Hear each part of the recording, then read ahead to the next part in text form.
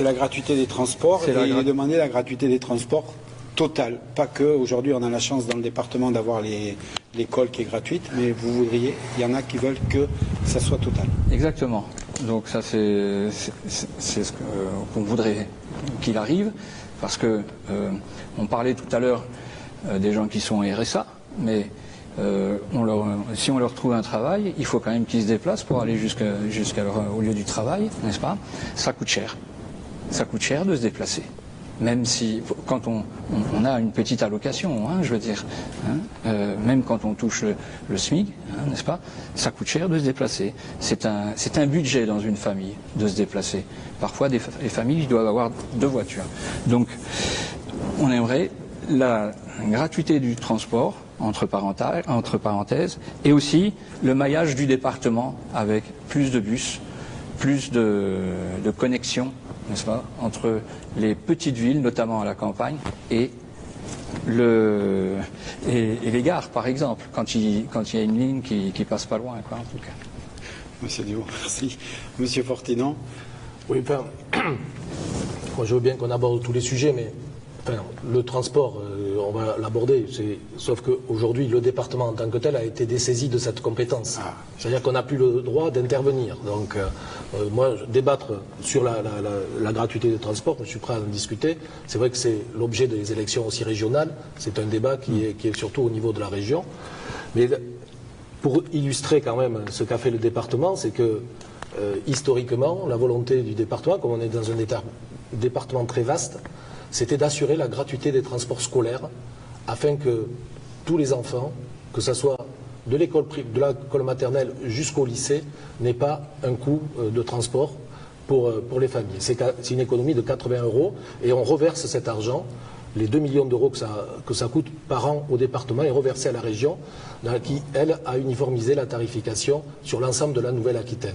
Donc le seul département de Nouvelle-Aquitaine aujourd'hui à avoir maintenu la gratuité du transport scolaire, c'est le département des Landes. Et je pense qu'on y est très attaché. Pour le reste de la mobilité, c'est un vaste débat et il faudrait donc, compte tenu de mon délai de parole, je ne vais pas insister plus longtemps. Très bien. Monsieur. Comment je suis en temps de parole? Bon, ça va. Oui, effectivement, comme l'a dit M. Fortinon, la gratuité des transports, ce n'est plus le département qui s'en occupe, c'est la région. Hein. Depuis une loi de 2015, cette compétence a été transférée aux régions. Donc, on peut quand même en dire un mot. Moi, vous savez, la gratuité du transport, elle existe en réalité déjà pour beaucoup de personnes. Moi, enfin, je vois dans les CCAS, les collectivités qui gèrent les transports mettent des transports gratuits pour toutes les personnes sur critères, très souvent en tout cas, peut-être pas dans toutes les collectivités landaises, mais dans beaucoup, sur critères de revenus, et les personnes qui en ont réellement besoin ont souvent de fait cette gratuité, elle existe. Pour le reste, il y a des personnes qui peuvent se payer un transport. On a des transports, M. Fortinon l'a dit, qui ne sont pas chers dans les Landes. Effectivement, on a le XLR qui propose des billets vraiment à un tarif réduit. Donc je ne sais pas si c'est réellement l'enjeu, celui de la gratuité. Ceux qui ont besoin pour travailler, pour aller à l'école, d'avoir la gratuité, ceux-là, ils doivent l'avoir ou ils l'ont déjà sur critères de revenus. La vraie question, et si on peut en parler, effectivement, c'est le maillage du territoire et notamment la ligne à grande vitesse et l'amélioration des dessertes TER existantes. Donc vous me faites signe que ce n'est pas la question, je ne vais pas le développer, c'est un vrai enjeu, c'est un enjeu qui sera débattu là, mais c'est le même jour, il faut bien que les gens se rendent compte, on vote le même jour pour les élections départementales et régionales, donc nous on sait qui sont les compétences, mais pour les citoyens c'est difficile de se rendre compte de nous voir aujourd'hui ici et dire qu'on ne peut pas en parler. Donc oui, il y a des enjeux importants sur la mobilité, sur l'attractivité du territoire, et pour le débat régional qui a lieu jeudi, je crois, je suis certain qu'on va leur poser la question et qu'ils répondront, parce que je vois que vous me faites les gros yeux. Monsieur Dudon, et après je ferai un petit aparté sur le pourquoi de cette question, parce que justement elle a été sous-entendue dans le sens où il y a un mélange, autant les gens qui sont dedans savent la différence entre la région et le département, mais nous dans les questions qui sont revenues, c'est vrai qu'on le retrouve dans le département, donc c'est pour ça qu'on l'a gardé, parce que c'était une question qui venait dessus. Monsieur Dudon, votre regard. Je vais essayer de prendre la mobilité sous un autre angle, même si les tarifs pratiqués sont concernés. Donc nous on est d'accord à maintenir cette gratuité que le département, et on l'a voté, que le département a voulu dans les transports scolaires, même si la compétence a été transférée à la région.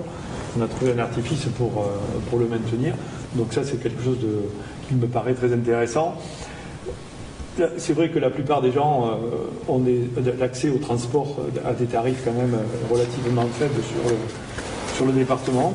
Et sur le principe, sur le grand principe, la gratuité pour tous, là je suis beaucoup plus réservé, parce que ça ne me paraît pas être raisonnable de laisser penser aux gens que ce sont des prestations qui ne coûtent rien à personne. Parce que c'est comme ça que ça se termine lorsqu'on fait de la gratuité à outrance. Par contre, la mobilité, force est de constater que sur notre département, il est grand, il est XL, donc des grandes dimensions. Quand on va aller travailler d'un village à l'autre, ou d'une ville à l'autre, c'est des kilomètres. Il n'y a pas toujours ce qu'il faut aux horaires qui vont bien pour se déplacer.